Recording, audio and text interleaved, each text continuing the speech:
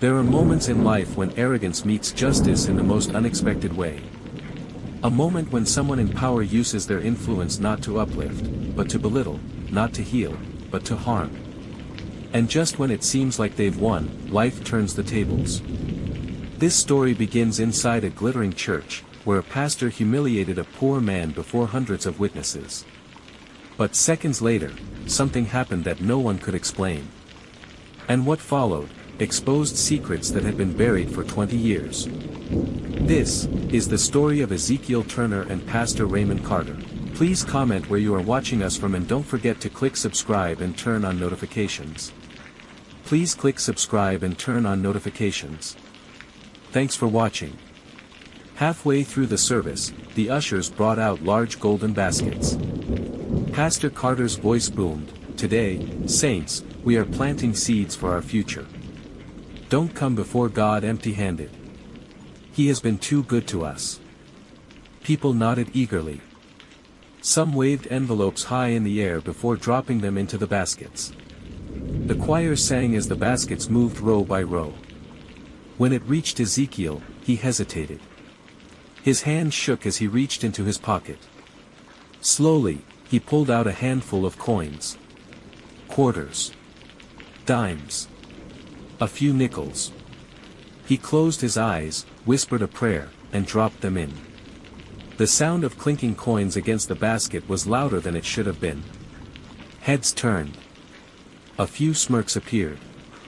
And then, from the pulpit, Pastor Carter's voice cut through the music. "Well, well," he said, his lips curling into a smile. "What do we have here?" The music stopped. The choir faltered. All eyes shifted to the back. Carter leaned on the podium, microphone in hand. My. Is that an offering, son? Quarters? Dimes? Do you think the kingdom of God runs on spare change?" Laughter erupted across the sanctuary. A wave of it rolling through pew after pew. Some tried to stifle it, but others laughed openly, pointing toward the poor man in the corner. Ezekiel's face flushed deep red. He lowered his head, his shoulders trembling. But Carter wasn't finished. "Saints, let this be a lesson.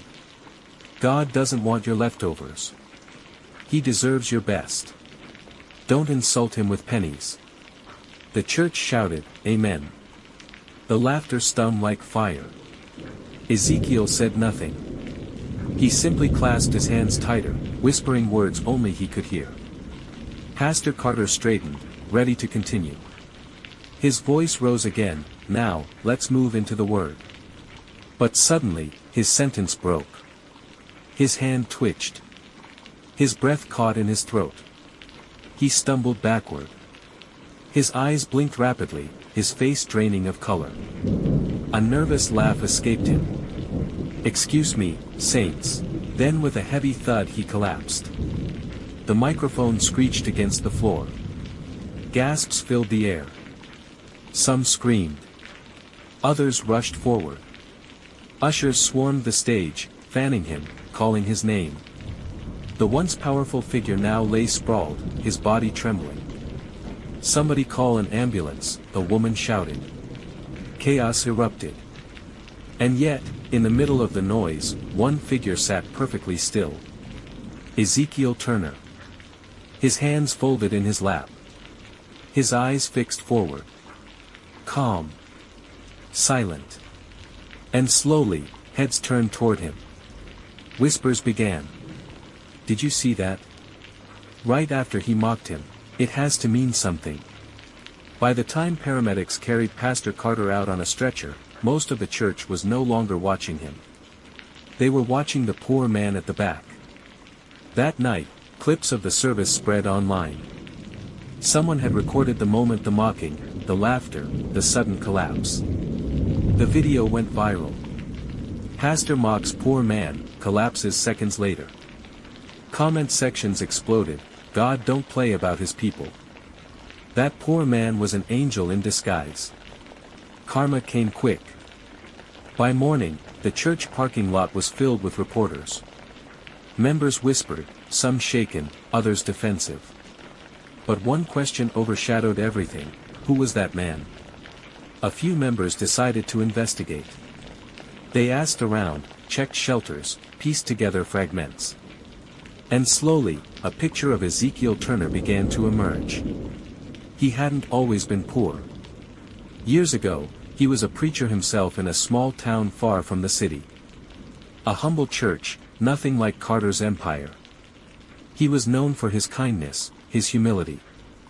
People loved him. But tragedy struck. One winter night, a fire broke out in his home. His wife and young daughter were trapped inside. Ezekiel tried to save them, but the flames consumed everything. By dawn, he had lost his family, and everything else. Grief hollowed him. He left his town, wandering city to city. Some said he lost his faith. Others believed his faith became deeper but quieter. What everyone agreed on was this: he carried a presence about him. Calm. Heavy. Almost unsettling. Here's where it gets even stranger. One elderly woman in the congregation came forward. She swore she had seen Ezekiel years ago, when Pastor Carter was just starting out. She claimed Carter once preached in Ezekiel's hometown. And that something had happened between them. Something. Pastor Carter never spoke about it again. The details were hazy. But the timing matched. Carter's rise to fame seemed to begin right after Ezekiel's downfall. Coincidence? Or something more? 3 days passed. Pastor Carter remained in the hospital.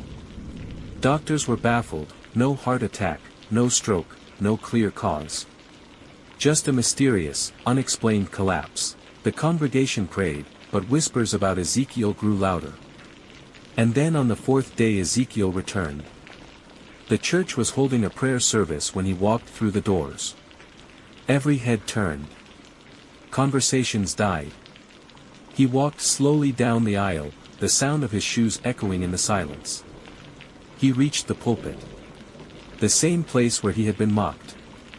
The same place where Carter fell. Lifting his head, his voice calm but steady, he spoke: "Your pastor is not the man you think he is. And soon, the truth will come out." Gasps rippled through the sanctuary.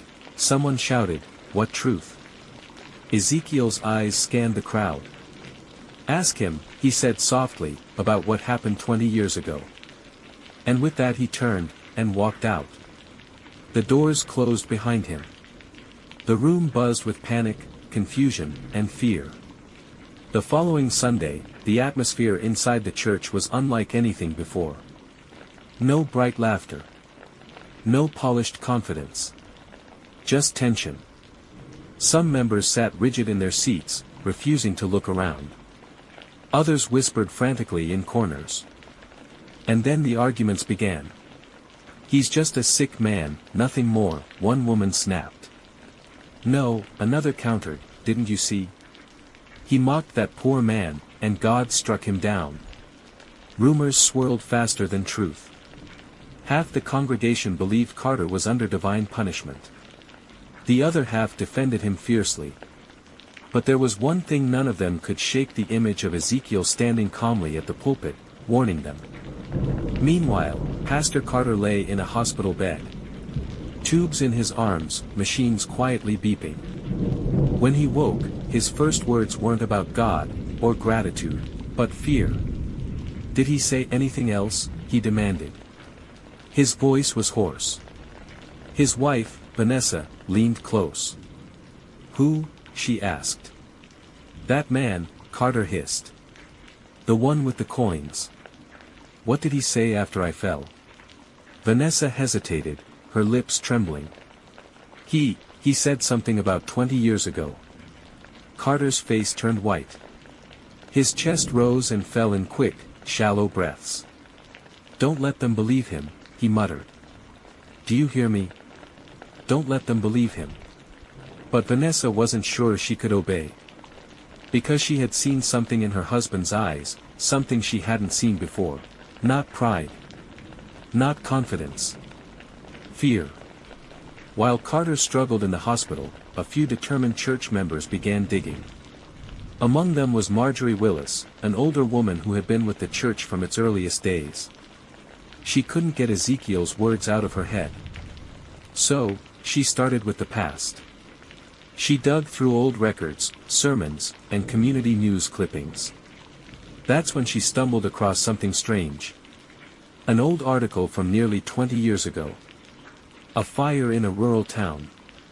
A preacher who lost his wife and child. The man's name, Ezekiel Turner. And next to that story, another clipping, dated only months later. A revival meeting, hosted by a young up-and-coming preacher. His name? Raymond Carter. Marjorie's hands trembled. 2 preachers. 2 lives. Both stories begin in the same small town, just months apart. Coincidence? She wasn't so sure. Determined to know more, Marjorie drove out to that rural town. The church where Ezekiel once preached was now a hollow shell, roof sagging, windows boarded up. But a few townsfolk still remembered. One elderly man, sitting on a porch, nodded slowly when she asked about Ezekiel. "Yes, I remember him. Good man. Honest. Never turned anyone away. And Carter?" Marjorie asked carefully. The old man's eyes narrowed. "Him. I came here after the fire. Said he was called to rebuild faith. But, folks whispered. Said he wasn't right." Marjorie leaned forward. "What do you mean?" The man spat on the ground. Said he had visions. Said God told him this town needed him more than Ezekiel. But between you and me, he was just ambitious. I didn't like sharing a pulpit. And when Ezekiel disappeared. Well, Carter rose quickly, didn't he? Marjorie's heart pounded. Disappeared? The man nodded. After the fire, Ezekiel wandered for a while. Folks said Carter took advantage of it. Took his sermons, his style, even his members. Turned it all into his empire. Marjorie drove back to the city with her hands shaking on the wheel. Had Carter built his empire on Ezekiel's ruins? That night, another piece of the puzzle emerged. Ezekiel himself returned to the church, this time not during service, but quietly, slipping into a prayer meeting. In his hands, he carried a battered leather journal. Its cover cracked, its pages yellowed. He sat silently in the back, until the pastor's assistant approached him nervously. "Sir, can I help you?" Ezekiel handed her the journal. "This was mine," he said softly. "But some of the words inside may sound familiar to you." Confused, she flipped through. Her breath caught. Sermons. Written in Ezekiel's handwriting. Word for word identical to sermons Pastor Carter had preached for years. The assistant froze. "You're saying, he took these from you?" Ezekiel didn't answer. His eyes glistened, his voice breaking. "I'm saying, those words were never his to give." The next day, Carter returned to the church, weaker but determined to defend himself. He stood before his congregation, voice trembling but loud. "These lies," he thundered, "are the enemy's attack. That man Ezekiel is nothing but a bitter soul trying to destroy what God has built here." Murmurs rippled through the pews. Some nodded in agreement. Others looked uneasy. Then, a voice rang out from the back. "Tell us, Pastor, is it true?" The room fell silent. Ezekiel stepped forward, journal in hand. 20 years ago, he said, his voice steady, "You came into my town. You stood in my pulpit. And you stole my words, my people, my life's work. You mocked me then, as you mocked me now. And still you've never spoken the truth." Carter's face flushed red. "Lies," he shouted. "All lies." But when Ezekiel opened the journal and began to read aloud, people recognized the words. Sermons Carter had preached verbatim. Gasps filled the sanctuary. And in that moment, the empire Carter had built began to crack. That night, the church was in uproar. Members argued in the parking lot, some demanding Carter resign, others insisting he was still chosen by God. Meanwhile, Carter retreated to his office, slamming the door, his hands trembling. On his desk lay a single envelope, no stamp, no address. Just his name. He tore it open. Inside was a single sheet of paper. On it were 4 words, "I know the truth." Carter's hands shook violently. His breath came in ragged gasps. He looked around his empty office, eyes darting to every corner. And then, the lights flickered. He wasn't alone. The church was no longer united. Some still clung to Carter, insisting he was chosen. Others whispered Ezekiel's name with reverence, convinced he was a vessel of divine judgment. Inside his office, Carter sat in darkness. The note lay on his desk. His hands trembled as he reread the words over and over. "I know the truth." His reflection in the glass window looked older than he remembered. Weary. Haunted. Vanessa, his wife, entered quietly. "Ray," she whispered, "they're asking for answers. You can't ignore this." Carter's voice cracked. "If they knew, if they ever knew, it will be the end of me." Vanessa frowned. "What happened, Ray? Tell me." But he didn't answer. Instead, he buried his face in his hands. For the first time in years, the mighty pastor looked small. The next day, Ezekiel stood outside the church, quietly handing out folded pieces of paper. Some members refused to take them. Others clutched them eagerly. Inside each paper was a copy of a letter handwritten, dated nearly 20 years earlier. It was addressed to Ezekiel from a church elder in his hometown. The words were devastating: "We cannot support you anymore. Pastor Carter has offered us a new vision. We believe God has chosen him to lead us forward. Please do not return." The letter revealed what Ezekiel had never said out loud after losing his family in the fire: he lost his ministry too. Not because of his grief, but because Carter replaced him. The congregation buzzed. For some, it was the final straw. For others, denial grew stronger. But questions spread faster than answers.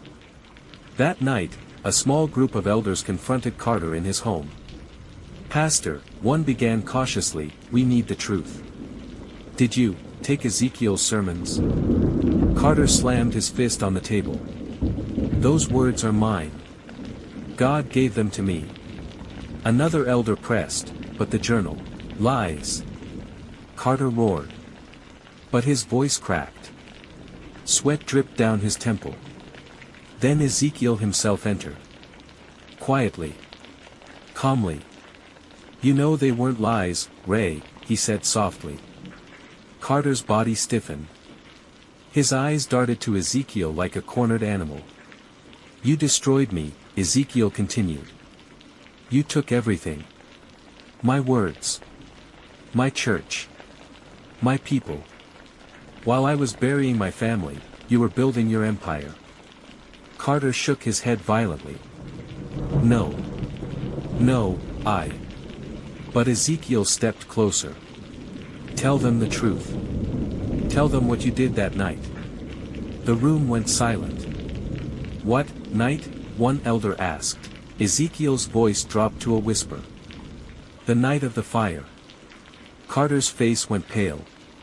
His lips trembled. Ezekiel's eyes burned with pain. "It wasn't an accident, was it, Ray?" Gasps filled the room. "What are you saying?" an elder whispered. Ezekiel's voice broke. "My wife and daughter died in that fire. And all these years, I thought it was a tragedy. But you were there that night. Weren't you?" Carter's shoulders slumped. His hands shook uncontrollably. Tears welled in his eyes. I didn't mean for it to happen," he stammered. "I just wanted you gone. I thought if your church crumbled, they'd follow me. I never thought." His voice cracked into sobs. The room froze in horror. The mighty pastor had just confessed. It wasn't just theft. It wasn't just ambition. It was on fire. It was death. It was blood on his hands. Word spread like wildfire. By morning, the entire congregation knew. Some wept openly, horrified by the revelation. Others stormed out, swearing never to return. A few still clung to Carter, insisting Satan was twisting the story. But most could not unhear what he had confessed. And at the center of it all stood Ezekiel, silent, heavy with sorrow. He hadn't wanted vengeance. He hadn't wanted fame. He had only wanted the truth. That evening, Carter locked himself in his office. The church outside was crumbling. Members leaving. News crews circling. Elders resigning. He sat at his desk, shaking, staring at the same 4 words, "I know the truth." But now he realized something terrifying. That note hadn't come from Ezekiel. It had come from someone else. Someone who knew even more. The lights flickered again. A voice whispered from the shadows, "Raymond, we're not finished yet." Carter spun around, face white with terror. But the room was empty. This story is not over. To be continued, please click subscribe and turn on notifications. Thanks for watching.